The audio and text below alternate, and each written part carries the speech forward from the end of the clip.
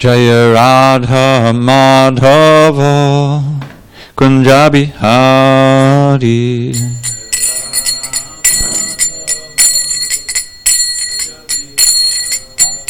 Jaya Radha Madhava Kunja Bihari.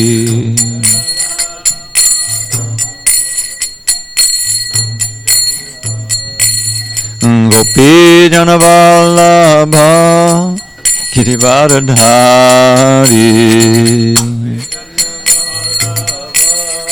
Thank you. Jaya Gopi Janavallabha Girivardhari.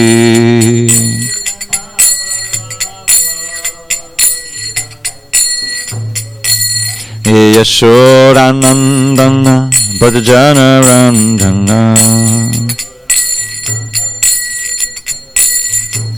Yashodanandana Bhajana Randana.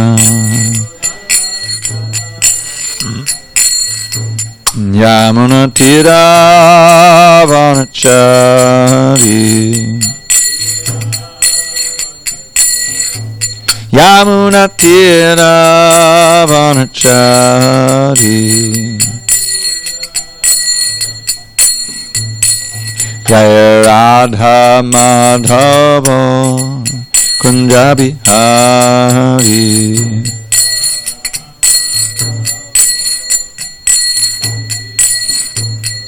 Jaya Radha Madhava Kunja Bihari.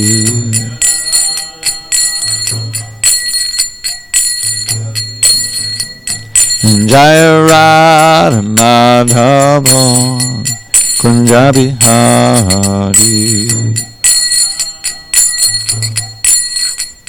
Kunja Bihari.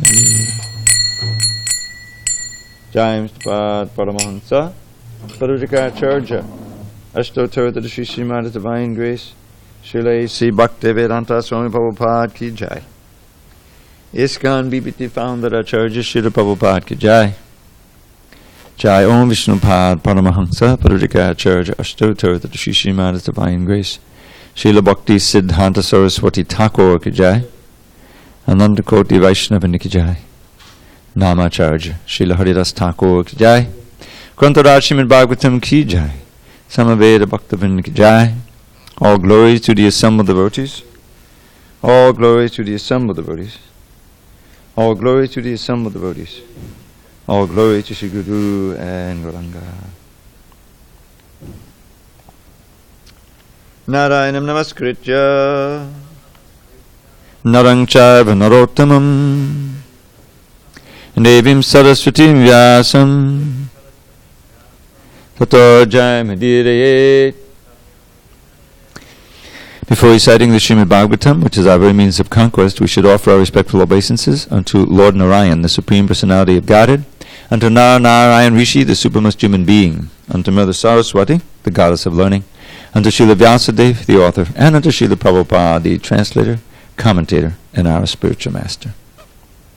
Nashta prayesha badreshu nityam bhagavata sevaya Bhagavatyuttama shloke bhakti bhavati naishtiki. By regular attendance in classes on Srimad Bhagavatam and by rendering devotional service to the pure devotee, all that is inauspicious within the heart is destroyed almost to nil, and loving devotion to the Supreme Lord, who is glorified in the best of songs, is established as an irrevocable fact. Om Namo Bhagavate Vasudevaya. Om Namo Bhagavate Vasudevaya. Om Namo Bhagavate Vasudevaya.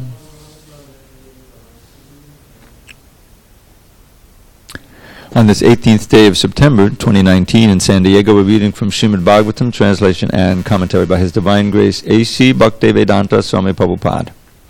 We're in Canto 4, the creation of the fourth order. Chapter 18, Prithu Maharaj milks the earth planet, text number 20. Anye cha mahino mayam Antardhanadvatatmanam mayam prakalpya vatsante duduhur dharanamahim anyechamahino mayam antardhanadvatatmanam mayam prakalpya vatsante duduhur dharanamahim anyechamahino mayam antardhanadvatatmanam mayam prakalpya vatsante duduhur dharanamahim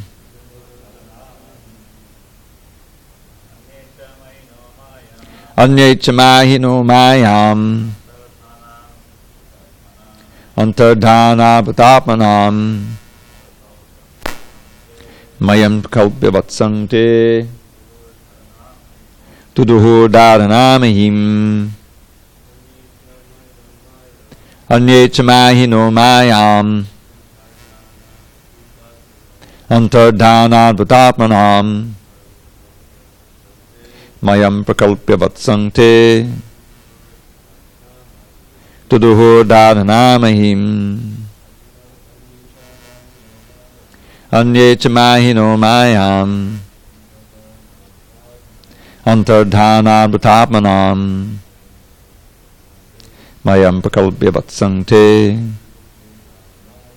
duduhur dharanamahim anye, others, cha, also, mahinaha, mystic magicians, mayam, mystic powers, antardhana, disappearing, adbhuta, wonderful, atmanam, of the body, mayam, the demon named Maya, prakalpya, making, vatsam, the calf, te, they, duduhu, milked out, dharanamahim, proceeding from will. Translation. Others also, the inhabitants of planets known as Kimpurusha Loka, made the demon Maya into a calf, and they milked out mystic powers by which one can disappear immediately from another's vision and appear again in a different form. Purport. It is said that the inhabitants of Kimpurusha Loka can perform many wonderful mystic demonstrations. In other words, they can exhibit as many wonderful things as one can imagine. The inhabitants of this planet can do whatever they like, or whatever they imagine. Such powers are also mystic powers. The possession of such mystic powers is called Ishita. The demons generally learn such mystic powers by the practice of yoga. In the Dashama Skanda, the 10th canto of Srimad Bhagavatam, there is a vivid description of how the demons appear before Krishna in various wonderful forms. For instance, Bakasura appeared before Krishna and his coward boyfriends as a gigantic crane. That's a bird. While present on this planet, Lord Krishna had to fight with many demons who could exhibit the wonderful mystic powers of the Kimpurusha Loka. Although the inhabitants of Kimpurusha Loka are naturally endowed with such powers, one can attain these powers on this planet by performing different yogic practices. Om Jnana Timirandasya Jnanandana Salakaya Chukshu Unmidatam Mena Tasmai Shri Gurave Namaha. I was born in the darkness of ignorance, but my spiritual master Srila Prabhupada opened my eyes with the torchlight of knowledge. I offer my humble obeisance unto him and all members of Sri Parampara. So, Prithu Maharaj is continuing to milk the planet Earth with the help of various other personalities and turning various other personalities into a calf to induce Mother Earth to give her milk. Kimpurusha. Kimpurusha means what? What human being? In other words, are these human beings? Kimpurusha. Same thing with Kinnara. It's the same idea. Kin and right? Nara means human being, Purusha means human being. In other words, they look somewhat like human beings, but they're not human beings. They're special, higher beings. And one of the things interesting in this verse, and I think we may read on, is that the things that were milked, that came out, which had existed before, some of them are not very auspicious. I mean, you've got the demon Maya, who is inducing Mother Earth to give out these mystic powers, which, as Prabhupada explains in the purport, the demons can get them, and they often covet them very much, so that they can dominate or kill their enemies or whatever. So that's true with this demon Maya, although it was, I think, the demon Maya who was saved by Arjuna in Maya Danava. So that's the demon Maya, who then reciprocated by building the Sabha in Indraprastha. I think he built them. In other words, the demons don't always act demonically. But in any case, these mystic powers, you can see the scientists, the modern technologists, they don't know yoga or anything like that, but they still covet these mystic powers.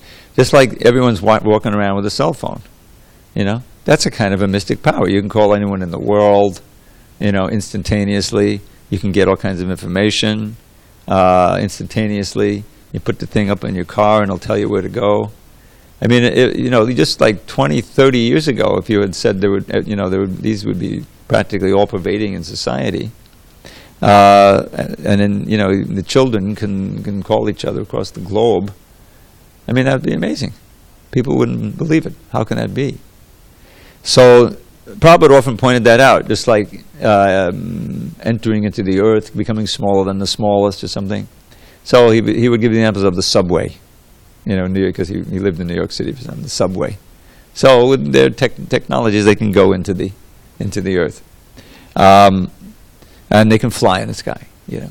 So the point is that mystic powers in and of themselves, there's nothing spiritual about them. It's just a refined way of manipulating the material energy.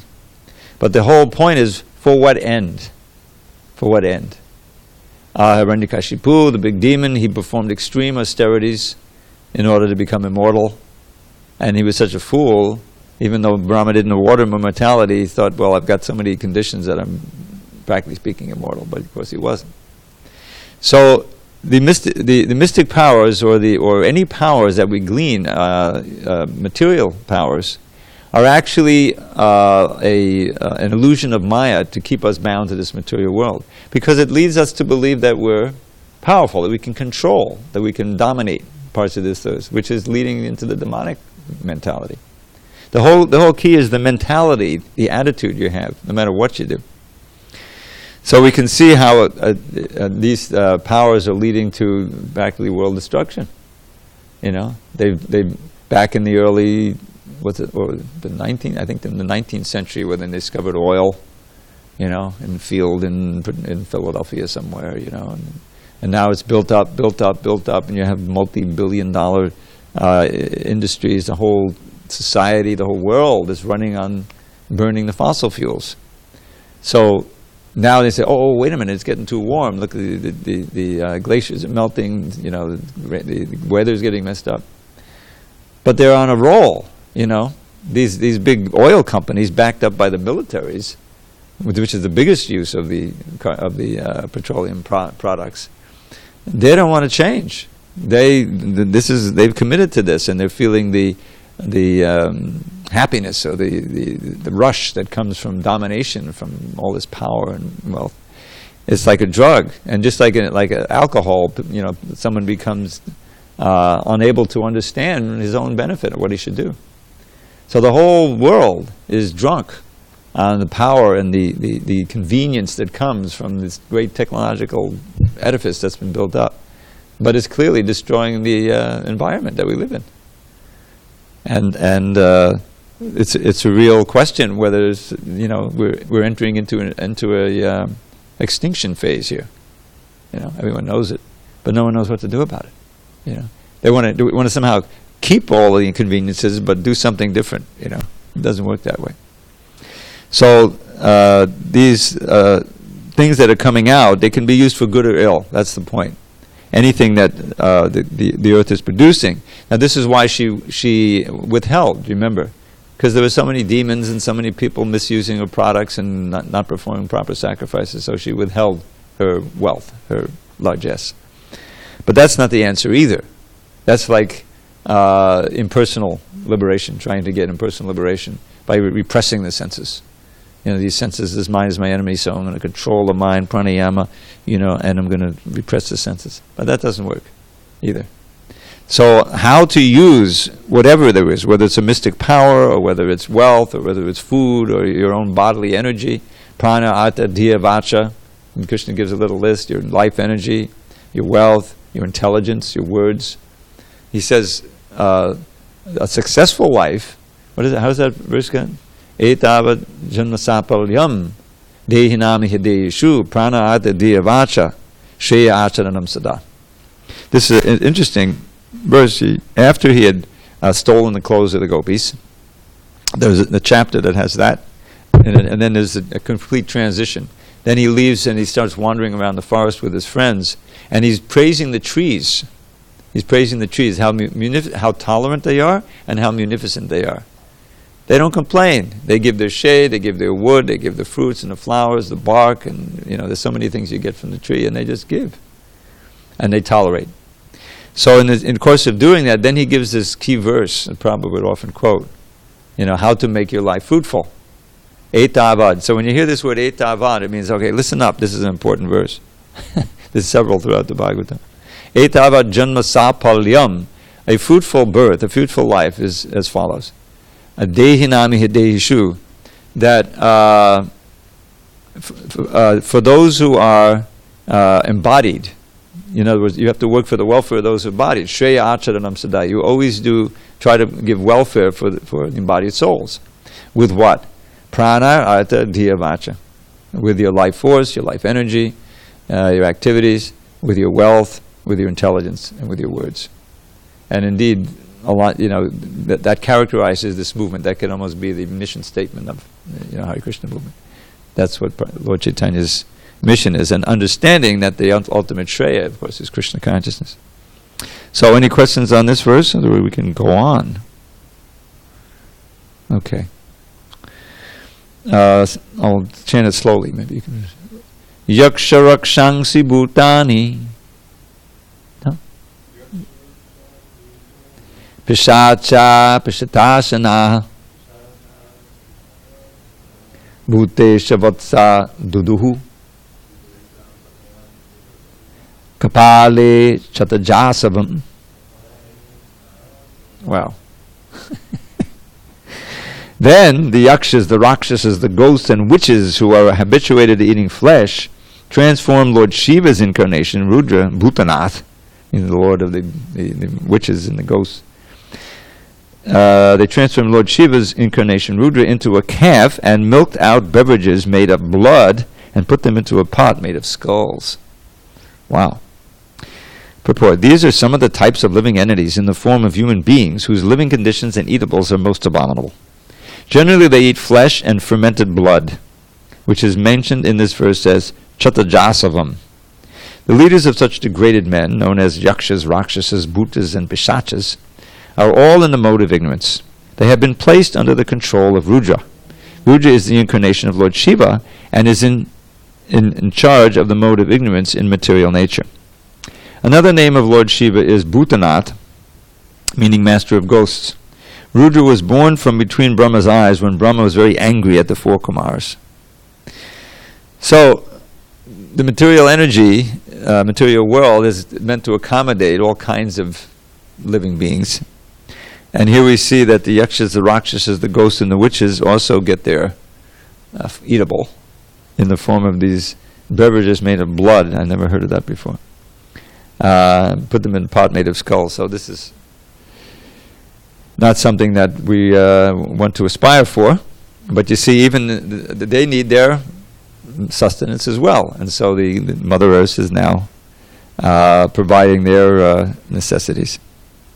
All right, moving along. I'll chant this myself. Tata hayo dandasuka sarpa nagas tatakshakam vidhaya vatsam duduhu bila patre visham payaha. Wow. Thereafter, cobras and snakes without hoods. Cobras and snakes without hoods, because cobras have hoods. Maybe that's the editing we need to do here. Cobras and snakes without hoods, large snakes, scorpions, and many other poisonous animals took poison out of the planet Earth as their milk and kept this poison in snake holes. They made a calf out of takshaka. Now, takshaka, I think, is the one that eventually bites pricket. Purport. Within this material world, there are various types of living entities, and the different types of reptiles and scorpions mentioned in this verse are also provided with their sustenance by the arrangement of the Supreme Personality of Godhead. The point is that everyone is taking his eatables from the planet Earth. According to one's association with the material qualities, one develops a certain type of character. Payakpanam bhujanganam. If one feeds the serpent milk, the snake will simply increase his venom. However, if one supplies milk to a talented sage or saint, the sage will develop finer brain tissues by which he can contemplate higher spiritual life. Thus the Lord is supplying everyone food, but according to the living entity's association with the modes of material nature, the living entity develops his specific character. So here you get the poisonous snakes, the scorpions, and they were, I think, were they created? I think when that they churned the ocean, and then Shiva, this poison came out, hala poison, which is very, very dangerous. And so that's when Shiva, he drank that poison, and the only effect was a little blue line on his neck, where Prabhupada says, if we would touch even a drop of that poison, we would immediately die. So that's how powerful Shiva is. But when he's drinking, a few drops are falling, and that's creating these poisonous snakes and scorpions. I remember that from the 8th canto. So they have their place also in Krishna's creation. These creatures who are dangerous, it says that a saint will rejoice when a cobra, when a poisonous insect or something is killed. I think Prabhupada, when he first heard that about his spiritual master, he was a little puzzled. But then he read, there's a verse in, I think, Bhagavatam or somewhere. Because their whole business is just without any provocation, they'll just come and bite you and kill you or damage you very greatly. So that by their nature they're that way. This was the appeal of Kaliya. Remember when Kaliya was beaten down, danced on? And he was saying, basically, it was my upbringing, my genes. I'm really sorry I poisoned the water here, but this is just the way we are as cobras, He was kind of self-aware, meaning self-aware. He's understanding his, that he had done wrong, but he was appealing to Krishna to save his life because that was just his nature as a poisonous snake. So Krishna agreed to not kill him, but just to exile him, and mainly because of the appeal of the Nagapatnis, their wives. So everyone is taking his eatables from the planet Earth according to one's association with the material qualities. So the Purushak Pakatisto hi bhankte pakati jangunan karananguna sangosya sadasadyoni janmasu. 13th chapter, Krishna is describing how every human being, every so-called enjoyer in this world, the Purusha, situated within Prakriti, experiences the modes of nature born from Prakriti. Bhunkte pakati jangunan karananguna sangasya. So those, as you associate with those modes of nature, you determine your destiny, whether you get a good or bad birth. So that's where the human life comes in. These lower animals and insects, they have no discrimination by which they can decide how to associate. They're simply experiencing the results of their previous decisions in associating. And eventually they'll die and continue to move up the species until you get to the human form of life. And this is the life of responsibility and discrimination.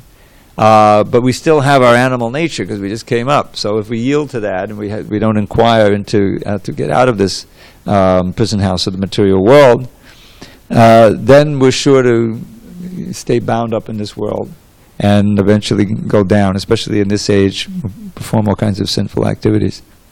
So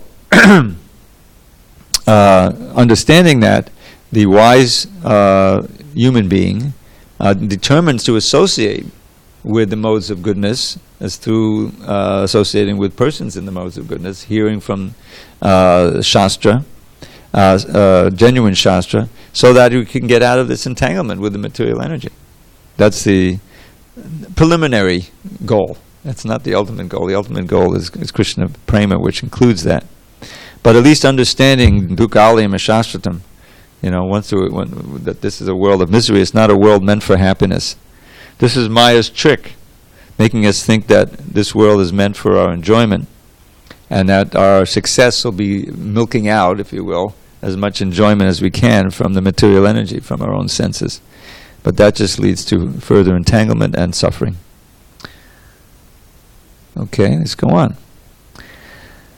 Pashavo yavasam chiram vatsam kritva cha govrasham aranyapatre charuksham mrigendrina cha dangstrina kravyada pranina kravyam duduhu sve kalevare suparna vatsa vihagash chadam chachadam evacha. The four-legged animals, like the cows, made a calf out of the bull who carries Lord Shiva, and made a milking pot out of the forest. Thus they got fresh green grasses to eat. Ferocious animals, like tigers, transformed the lion into a calf, and thus they were able to get fresh flesh for milk, for their sustenance. The birds made a calf out of Garuda, and took milk from the planet Earth in the form of moving insects and non-moving plants and grasses. Purport. There are many carnivorous birds descended from Garuda, the winged carrier of Lord Vishnu.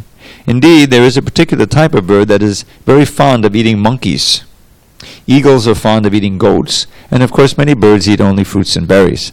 Therefore the words charam, referring to moving animals, and acharam, referring to grasses, fruits, and vegetables, are mentioned in this verse.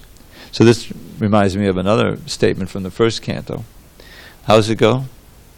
It ends jivo jiva sajivanam. You know how that verse begins? Ahastanam sahastani apadani chatuspadam palguni tatta mahatam jivo jiva sajivanam. I remember that was one of the first phrases I ever learned. Sanskrit, sometimes you just learn phrases. Jivo jiva sajivanam, which means one living entity lives on another. So what this verse says, this is how the material world works. Ahastani sahastanam, those who have hands feed off those who have no hands. The human beings, all kinds of animals. Apadani chatuspadam, and the four-footed, creatures like cows and things, they live off the apadani, those that have no feet. In other words, the stationary grasses and things like that.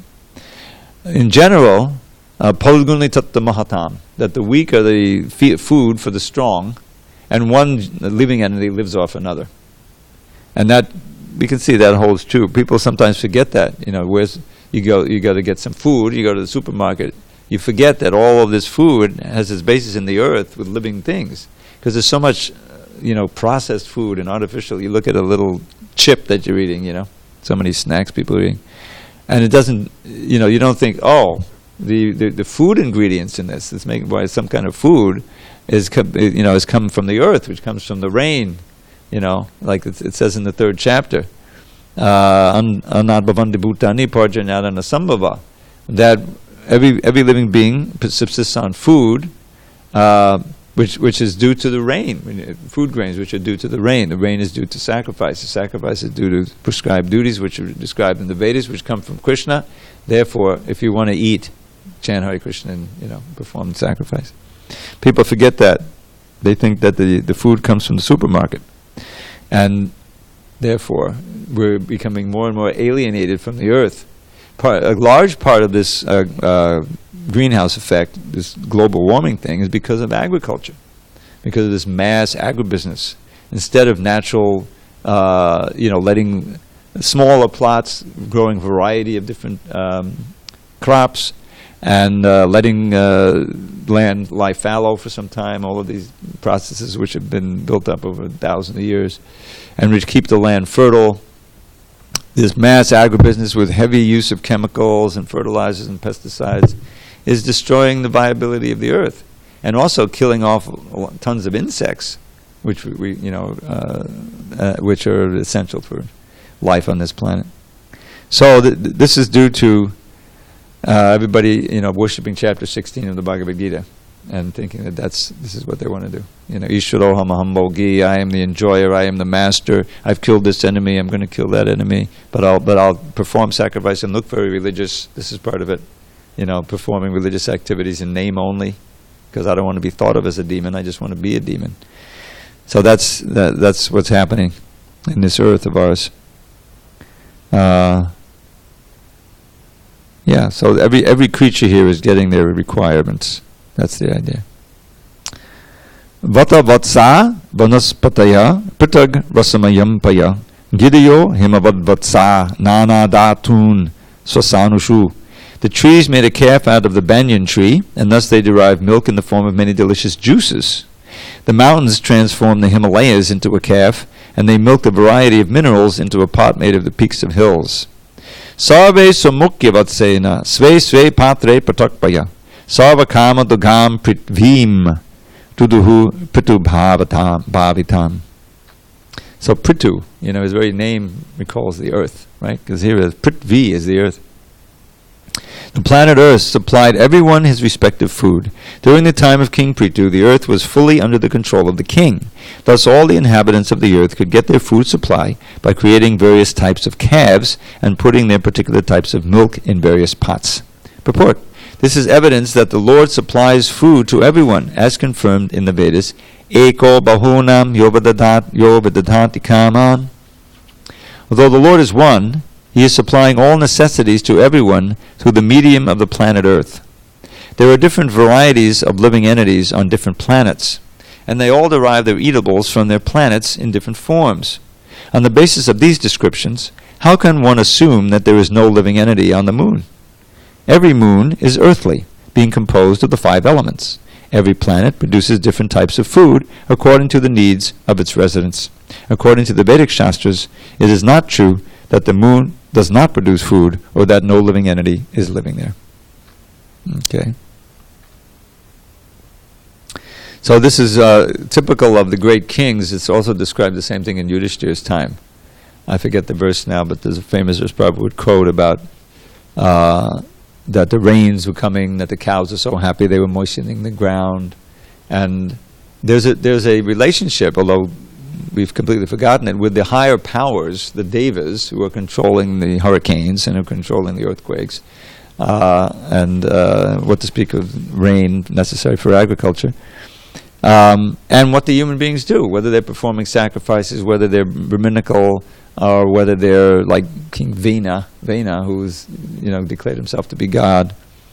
And the planet Earth reacts to that, just as she did the beginning of the 10th canto.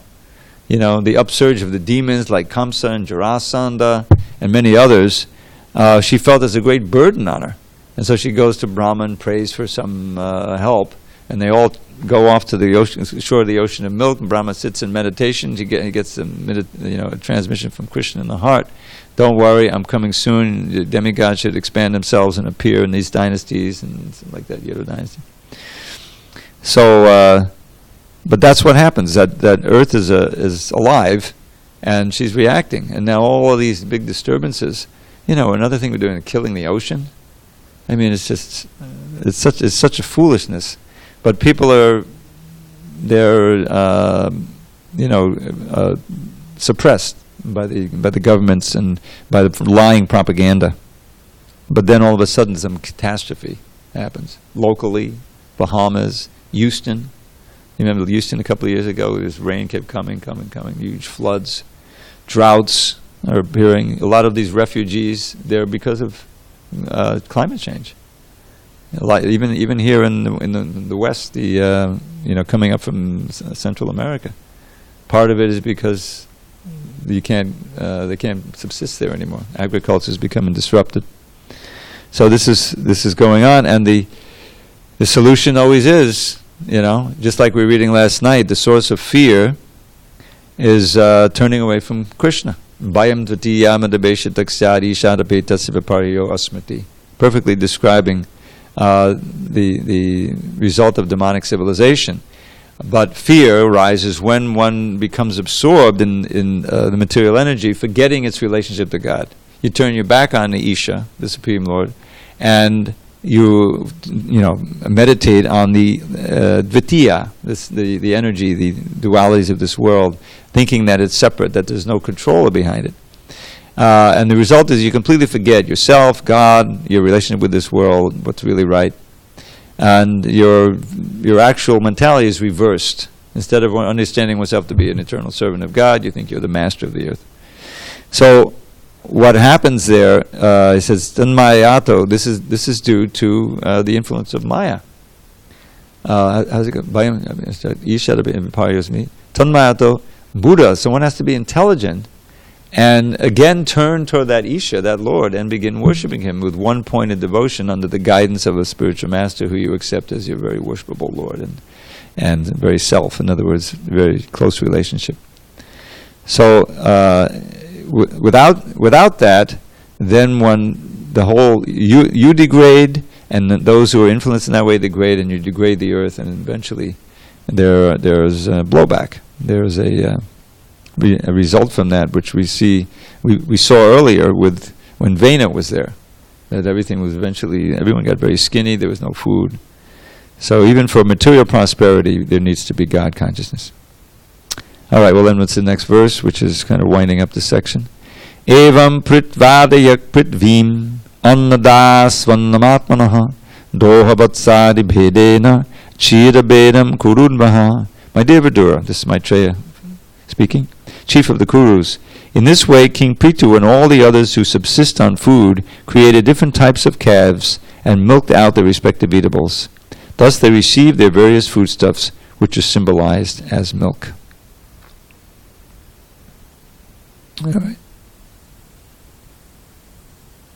All right, let's read one or two more, then I'll leave 29, which has a purport. Okay. Tato mahipati prita sarvakamadugam patu duhitridve chakare mam premna duhitra vatsala.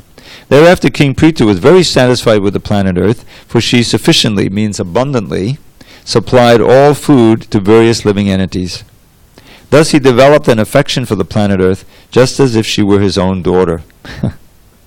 That's why he's called Prithu, and she's called Prithvi. Prithu, I don't know what that word actually means, but you can see it's related to the Prithvi, which is the earth. Master of the earth, maybe. Okay, so we'll begin on text 29. I'll update the book, which unfortunately I'll miss tomorrow. Return on Monday. All glory to Srila Prabhupada. Hari Hari Bol.